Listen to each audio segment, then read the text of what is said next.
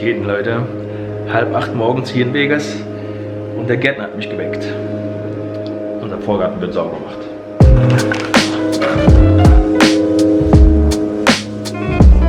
So Leute, jetzt wird ein bisschen Sport gemacht, aber vorher wollte ich euch nochmal die neuen Felgen zeigen. Die waren vorher auf einem GL, auf einem weißen GL, da hat die Farbe noch irgendwie gepasst zu dem Auto, aber ich würde die schwarz lackieren, denn mein Auto ist schwarz und ich habe immer schwarzes Auto auf schwarze Felgen. Und ja, die Felgen an sich sind über $3.000 wert gewesen, die sind nagelneu und die Reifen sind auch noch sehr, sehr gut. Von daher, ich habe komplettes Set hier für $750 gekauft und dann lohnt sich das halt nochmal zu lackieren. Ich werde das wahrscheinlich selber machen, ich mache da ein kleines Projekt draus.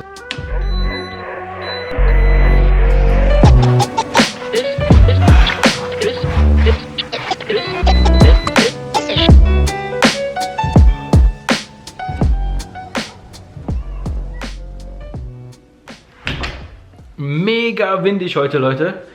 Die Girls haben einen Termin, kriegen einen Haarschnitt. Eigentlich hat meine älteste Tochter einen Friseurtermin, aber die Kleinen gehen auch mit. Wenn da noch ein bisschen Zeit ist oder so, dann kriegen die Spitzen auch noch geschnitten. Also die sind jetzt los und ich mache mich auch gerade fertig. Und es geht ab zum Aria. Bevor ich zum Aria fahre, fahre ich nochmal schnell zum Home Depot, was sowas ähnliches wie Bauhaus ist hier, um Farbe zu kaufen, beziehungsweise so Lackierzeugs, damit ich die Felgen lackieren kann. Eigentlich wollte ich ja zu Home Depot fahren, um das ganze Lackierzeug zu kaufen, aber das machen wir jetzt nach der Session, Leute. Denn mein Papa hat angerufen, als ich zu Hause war und es hat alles viel zu lange gedauert. Jetzt habe ich nur noch eine halbe Stunde Zeit, um im Aria aufzutauchen. Ich habe jetzt nicht mehr geguckt, ob da mittlerweile ein Tisch läuft, denn vor einer Stunde war noch tote Hose. Kein 2,5, nirgends. Ich weiß nicht, was im Moment los ist.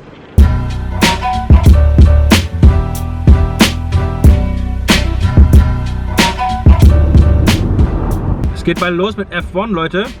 Und da oben könnt ihr schon sehen, da haben die Brücke auf einer Seite zugedeckt, damit man nicht runter gucken kann. Aber es gibt eigentlich immer einen Weg.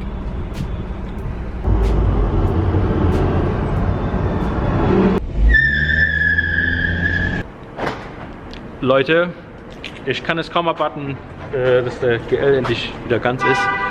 Denn ich habe keinen Bock mehr auf Toyota. Hier ist tote Hose, Leute, überall Parkplätze frei. Und ich habe jetzt nicht geguckt, ob mittlerweile ein Tisch läuft, aber ja, irgendwie mega krass, was eine Stunde ausmacht, Leute. Jetzt mittlerweile läuft ein 2,5. Es sind auch mehrere Leute auf der Liste und ja, mehrere 1,3 Tische, PLO und so weiter.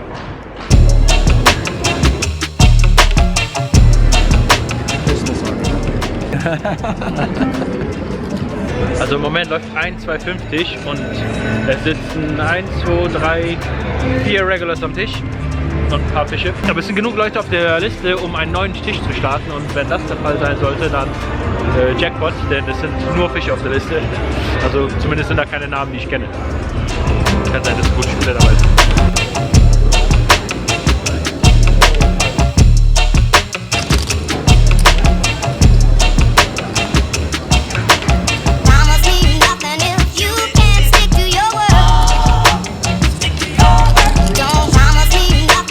Kurze Pause, Leute, der Pokerraum ist auf der anderen Seite hier. Ich bin eine Runde spazieren gegangen. Wir sind schon 4 Stunden in der Session und wir sind auf jeden Fall plus, aber ich bin fast am Einschlafen. Ey, ihr seht es zum ersten Mal hier, vorne in der Aria Lobby, ist alles Mercedes, Leute. Ihr wisst ja, ich bin Mercedes-Fan.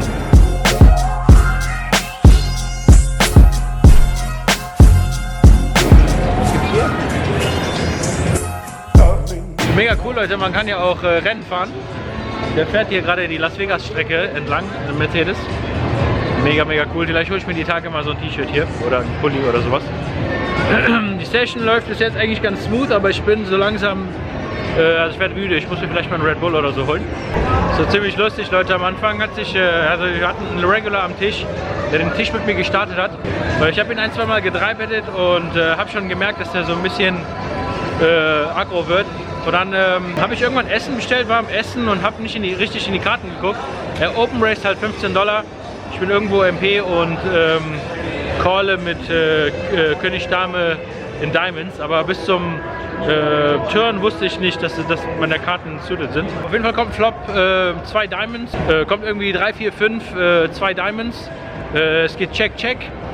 Turn bettet er jetzt $35. Ich gucke in die Karten und sehe, dass ich einen Flush Draw habe. Also call ich. River kommt mein Flush an. Er checkt. Ich bette $75 und er callt.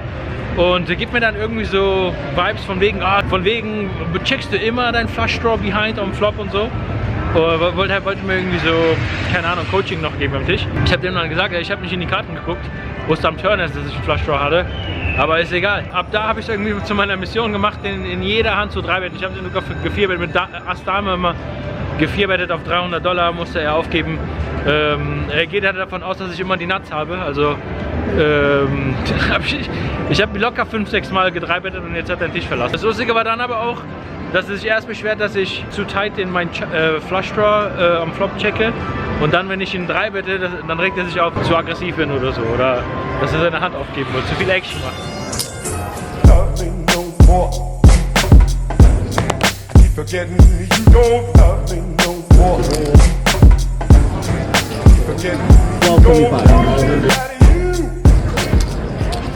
Buddy. Snack? Ja. Solide 10 Stunden gespielt. Was geht denn, Leute? Eiskalt hier in Vegas. Session mit einem Minus von $1.391 beendet. Und Großteil der ganzen Summe habe ich gerade eben verloren mit König gegen Flop, der die Straße da.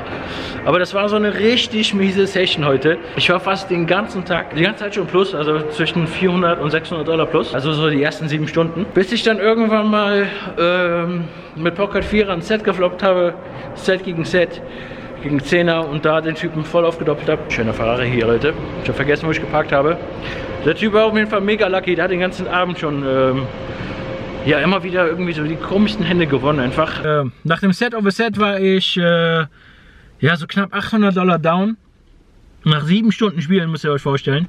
Ich war kurz davor auch nach Hause zu fahren. Ja, da war ich ein bisschen angepisst, dass das jetzt so spät in der Session noch passiert ist mit dem Set over Set, dass ich dann doch länger geblieben bin. Und ich war fast wieder Break-Even. Ich war nur noch so $150 minus oder so. Verliere dann mit einer gefloppten Straße, also ich habe König 10 geopen-raced gegen denselben Typen auch. Ich flopp die Straße und der macht einen Runner Full House. Verliere in der Hand nochmal $500. Dann irgendwie 2, 3 Hände später verliere ich mit Königin gegen 9-7, glaube ich war das. Der floppt einfach die Straße. Der Typ hat mich auch noch mega slow-rolled. In der Hand mit den Königen habe ich Flop gecheckraced, also er bettet 20 im Small Blind, der callt die 20 und ich race auf 120. Er callt und der Small Blind callt auch, also Pot ist schon groß. Turn kommt irgendeine Blank, Small Blind checkt, ich bette 300.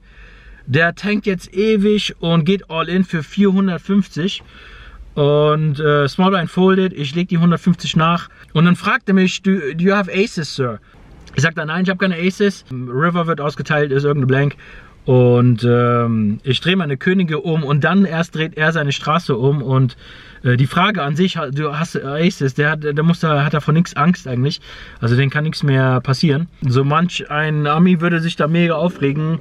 Und ja, die Amis mögen das gar nicht, slow-rolled zu werden. Ja, also heute solide 10,5 Stunden gespielt und voll auf die Fresse gekriegt. Das tut schon manchmal weh, Leute. Also ich bin ja kein Roboter. Wenn man da erstmal irgendwie 7, fast 8 Stunden lang im Plus sitzt und dann kurz vorm Heimgehen doch aufs Maul kriegt und dann wieder Break-Even ist und dann wieder aufs Maul kriegt, das kann schon ab und zu mal ein bisschen wehtun. Aber so ist das eben, Leute. Das wird nie aufhören, das geht immer so weiter.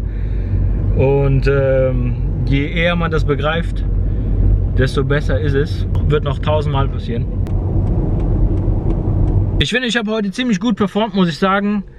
Obwohl die Session dann doch noch im Minus geendet ist. Da konnte ich halt nichts mehr machen. Das waren die Karten, die dagegen mich runtergekommen sind. Aber ansonsten bin ich der Meinung, dass ich ziemlich gut performt habe heute. Auch nach dem ersten Set over Set habe ich irgendwie, ich glaube, knapp 1300 in der Hand verloren.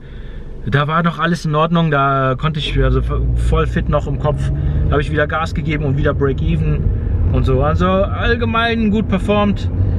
Results leider nicht gut dabei rausgekommen, aber so ist das eben. Ich glaube, ich muss auf jeden Fall morgen noch spielen, denn wir müssen noch ganz viele Stunden reinkriegen. Also ich war diesen Monat bis jetzt ziemlich faul, was das Grinden angeht. Hat aber auch ein bisschen damit zu tun, dass wir in der ersten Woche ein paar Tage verloren haben, da meine Kindergeburtstag hatten und so weiter.